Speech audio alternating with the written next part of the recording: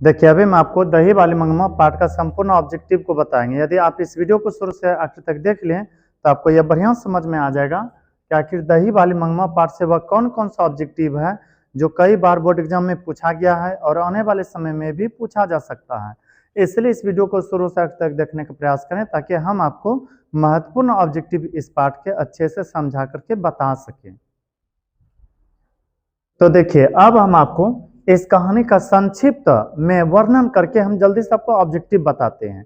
संक्षिप्त में वर्णन इसलिए करना चाहते हैं ताकि आपको किसी भी प्रकार के ऑब्जेक्टिव में दिक्कत ना हो। हालांकि इसके लिए स्पेशल एक लॉन्ग वीडियो है ऑब्जेक्टिव के अलावा। तो देखिए, दही वाली मंगमा एक औरत थी, विधवा औरत थी जिनका नाम थी मंगमा। मंगमा का घर अबलूर के निकट वेंकटपुर पड़ती थी। मंगमा का घर अबलूर के निकट वेंकटपुर पड़ती थी। यह प्रतिदिन दही बेचने बेंगलुरु शहर जाया करते थे और आने जाने के क्रम में इनका यह प्रयास होते थे कि लेखक श्रीनिवास से मिल ले, थोड़ा सा बात विचार कर ले। लेखक श्रीनिवास की पत्नी को माँ जी कहा करते थे मंगमा, और वहां पर जा करके पान सुपारी बैठ करके खाती थी। उसके बाद घर आ जाती थी। मंगमा के एक लड़के थे और उनके पत्नी जो थी अर्थात मंगमा की बहू, उनका नाम नजम्मा थी। मंगमा की बहू कौन थी? नजम्मा। नजम्मा से एक दिन छोटे से लड़के को लेकर के विवाद हो गया। वह इस तरह से, एक दिन नजम्मा ने अपने बेटे की पिटाई कर दी और दादी ने जब देखी अर्थात मंगमा ने जब देखी तो उसका विरोध करते हुए कहा कि हाय रे राक्षसी, तुम काहे को इस छोटे से लड़के को पीट रही है। और इसी बीच तू मैं हो गए मंगमा और नजम्मा के बीच। और नजम्मा ने साफ साफ कह दिया कि यदि इतना ही आपको मतलब अपने कामों पर घमंड है, यह है वह है, तो आप अलग ही रहिए। और तब से बेचारी अलग रहने लगी और इनके बेटा भी इनको साथ नहीं दिए। और फिर दही बेचती थी, घर आने के बाद जो पैसा होते थे उसको इकट्ठा करती थी। पैसा ज्यादा होने के कारण से श्रीनिवास की पत्नी के पास रखना चाहती थी, लेकिन उनकी पत्नी ने कहा कि हम पहले अपने पति से पूछ लेंगे तो फिर हम कुछ करेंगे। और कहा गया था मंगमा को कि आप अच्छा सा कपड़ा लत्ता अच्छा से पहनिए, बढ़िया बढ़िया चीज खाइए। तो बेचारी यह ब्लाउज मखमल का सिलवा करके पहन रही थी और बहुत ही अच्छे अच्छे कपड़ा पहन रही थी। एक दिन मंगमा गांव के ही जुआरी टाइप के एक व्यक्ति था जिनका नाम था रंगपा। रंगपा अमराई के कुआं के पास बैठा हुआ था और वहीं पर मंगमा को मिले और मंगमा से कुछ कर्ज उधार मांगने लगे। नहीं देने पर रंगपा ने साफ साफ इनको कह दिया, ठीक है, हमें पता है तुम पैसा कहाँ रखते हो। तो ये बहुत डर गई थी। फिर लेखक को बताए, उनकी पत्नी को बताए, तो अब सोचने लगे हुए भी कि हम क्या करें। तो यह सब बातें जब नजम्मा को पता चल गई,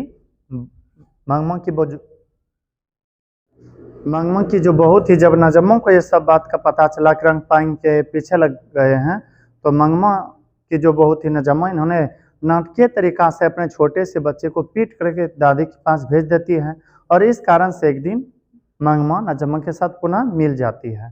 तो यह जो शॉर्टकट में आपको सुनाए, इससे आपको यह फायदा होगा कि अभी जो ऑब्जेक्टिव बताएंगे वो अच्छे समझ लीजिएगा। और थोड़ा सा यह भी बात याद रखिएगा, दही वाली मंगमा कन्नड़ कहानी है। दही वाली मंगमा कन्नड़ कहानी है, अर्थात कन्नड़ भाषा में लिखा हुआ कहानी है। इस पाठ के रचनाकार है श्रीनिवास। दही वाली मंगमा जो कन्नड़ कहानी है, इसके रचनाकार कौन है? श्रीनिवास। श्रीनिवास के बारे में चर्चा करें तो कन्नड़ भाषा के बहुत ही प्रसिद्ध लेखक है। हम जो किताब में पढ़ रहे हैं, हिंदी किताब में जो दिया हुआ है या हिंदी में दिया हुआ है, तो हिंदी में इस पाठ का अनुदित किया है B.R. नारायण ने। किसने किया है? B.R. नारायण ने। और लेखक साहब का जो जन्म हुआ था कोलार कर्नाटक में। तो अब इसके ऑब्जेक्टिव को देखते हैं। तो अब जल्दी से इसके ऑब्जेक्टिव को समझाते हैं। देखिए, पहला प्रश्न है, दही वाली मंगमा पाठ के लेखक कौन है? सोचिए और बताइए, दही वाली मंगमा पाठ के लेखक कौन है? श्रीनिवास है। श्रीनिवास, जिनके घर पर मंगमा दही भी देने जाती थी। फिर आगे प्रश्न है, दही वाली मंगमा पाठ को किस भाषा में लिखा गया है? इस पाठ को लिखा गया कन्नड़ भाषा में, जो कि कर्नाटक के तरफ चलते हैं। किस भाषा में? कन्नड़ भाषा में। फिर आगे प्रश्न है,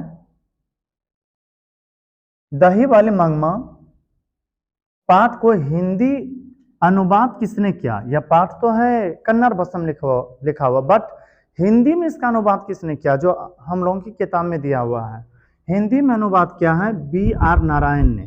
किसने किया है? B.R. नारायण ने।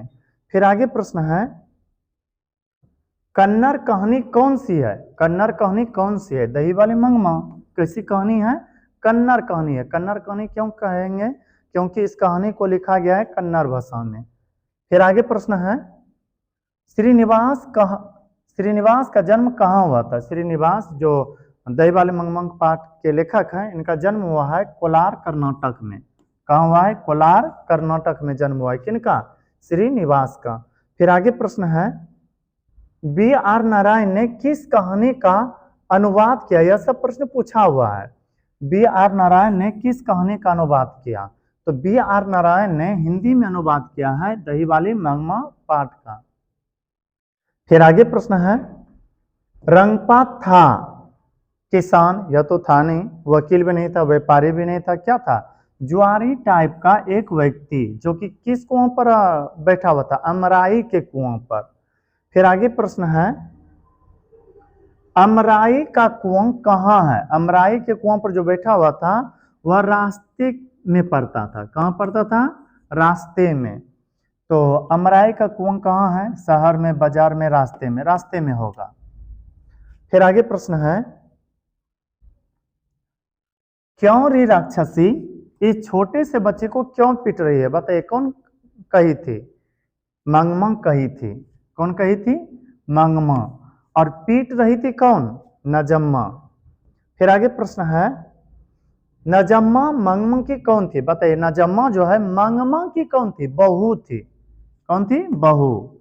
यदि कहती मंगमा नजम्मा की कौन थी, तब सास। यहां पर कहा गया है नजम्मा मंगमा की कौन थी? बहू थी, अर्थात पतोहू। फिर आगे प्रश्न है, मंगमा कहाँ की रहने वाली थी? अबलूर के निकट वेंकटपुर जो गांव था वहीं के रहने वाले थे। तो नागौर के पास गलत है, जालौन के पास ये भी गलत है, सातुर के पास ये भी गलत है। अबलूर के पास किसी गांव की, अबलूर के निकट किसी गांव की, अर्थात अबलूर के निकट जो गांव थी वेंकटपुर, वहीं के रहने वाले थी मंगमा। फिर आगे प्रश्न है, दही वाली मंगमा शीर्षक पाठ में बहू ने सास से समझौता क्यों कर लिया? दही वाली मंगमा पाठ में बहू ने सास से समझौता क्यों कर लिया? तो सास से समझौता कर ले मजबूरी से। अब कहेगा मजबूरी किस बात का? बहू को इतना पता है कि सास के पास अब पैसा हो चुकी है, और यदि हम उनको अपने तरफ नहीं मिलाते हैं तो कहीं ऐसा ना हो कि रंगपा उस पैसा को उड़ा दे, इसलिए मजबूरी से हम मिला लेते अपने सास मंग को। कौन? नजम्मा। फिर आगे, मंगमंग की बहू कौन थी? मंगमंग की बहू कौन थी? मंगमंग की बहू थी नजम्मा। कौन थी? नजम्मा। फिर आगे प्रश्न है, घर वाले के रहते एक भी अच्छी सारी नसीब नहीं हुई, यह किसने कहा? मंगमा पता है ऐसा सोचती थी कि जब घर वाले थे ना, हमको एक भी अच्छा सारी नसीब नहीं हुआ, और अब नहीं है तो अब अच्छे से कमा उमा करके बढ़िया बढ़िया कपड़ा ले लेते हैं। तो यह कहना था मंगमंग की। किनका? मंगमंग की कहना यह थी कि घर वालों के रहते हमें एक भी अच्छी सारी नसीब नहीं हुई। फिर आगे प्रश्न है, मंगमंग क्या बेचती थी? मंगमा दही बेचती थी। मंगमा क्या बेचती थी? दही। कहाँ?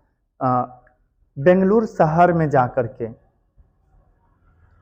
फिर आगे प्रश्न है, अबलूर के पास किसी गांव की रहने वाली निम्न में कौन थी? बताइए, अबलूर के निकट किसी गांव में रहने वाली कौन थी? अबलूर के पास किसी गांव की रहने वाली कौन थी? मंगमा थी। कौन थी?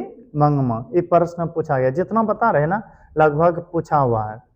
फिर आगे है, मंगमा मिठाई किसके लिए ले जा रही थी? पता है, मंगमा एक दिन अपने पोते के लिए मिठाई लेकर जा रही थी, कौवा ने जैसे देखा मिठाई को बस लेकर के उड़ गए। तो आपसे पूछा जाएगा, मंगमा मिठाई किसके लिए ले रही थी? क्या कहिएगा? पोता के लिए। पोती तो थी ही नहीं, पोता के लिए ले रही थी मिठाई, या ले जा रही थी। फिर आगे प्रश्न है, माँ जी के पास आंगन में बैठकर मंगमंग क्या खाती थी। श्रीनिवास की जो पत्नी थी ना, उनकी पत्नी को माँ जी कहा करती थी मंगमा, और उनके पास जा करके बैठ करके 5 सुपारी खाया करती थी। क्या खाती थी? 5 सुपारी। तो फिर आगे प्रश्न है, अरे कहावत है दावा करने से मसान नहीं जगता। हाँ, यह कथन किसका है? मंगमंग कह रही थी अरे दावा करने से मसान अर्थात मरे हुए व्यक्ति नहीं जगता है। या किनका कहना था? मंगमंग का। किनका कहना था? मंगमंग का। फिर आगे प्रश्न है, लड़का अगर उद्यम करता है, लड़का अगर कुछ उद्यम करता है तो उसे मना करने का हक मुझे नहीं। यह कथन किसका है? पता है, जब नजम्मा अपने बेटे को पीट रही थी तो मंगमा आकर के कहती है, हाय रे राक्षसी, काहे इस छोटे से लड़के को पीट रही है। तो फिर नजम्मा जो थी वह बोल उठती है या बोल पड़ती है, लड़का अगर कुछ उद्यम करता है, गड़बड़ी करता है तो उसे मना करने का हक मुझे नहीं है क्या? तो यह कौन कर रही थी? नजम्मा। कौन कर रही थी? नजम्मा। हालांकि इनका भी कहना गलत नहीं थे, लेकिन फिर भी दोनों के बीच झगड़ा हो जाती है, मंगमा और नजम्मा के बीच। मंगमा का विवाद किससे था? बेटे से, बहू नजम्मा से, पोते से, सास से। किससे? बहू नजम्मा से। फिर आगे प्रश्न है, दही बेचकर अपने घर को कौन चलाते थे? दही बेचकर अपने घर को चलाती थी मंगमा। कौन चलाती थी? मंगमा। फिर आगे प्रश्न है, किसने अपने बेटे की पिटाई कर दी? किसने अपने बेटे को पीटे? क्या मंगमा ने? नहीं, नजम्मा ने पीटी थी। किसने? सॉरी नजम्मा ने। किसने अपने घर की किसने अपने बेटे की पिटाई कर दी? क्या मंगमा पीटे थे अपने बेटे को? नहीं, बहू नजम्मा ने पीटी थी। किनको? अपने बेटे को, जो मंगमा गई थी बचाने। किसने अपने बेटे की पिटाई कर दी? नजम्मा ने। बस इस वीडियो में इतना ही। यदि यह वीडियो आपको अच्छा लगा हो तो मेरे वीडियो को लाइक कीजिएगा, और अभी तक यदि चैनल को सब्सक्राइब नहीं किए हैं तो कर लीजिएगा, ताकि जो भी इस तरह से वीडियो अपलोड करें वह आप तक आसानी से पहुंच सके। हम मिलते हैं किसी अगला वीडियो में, तब तक के लिए धन्यवाद।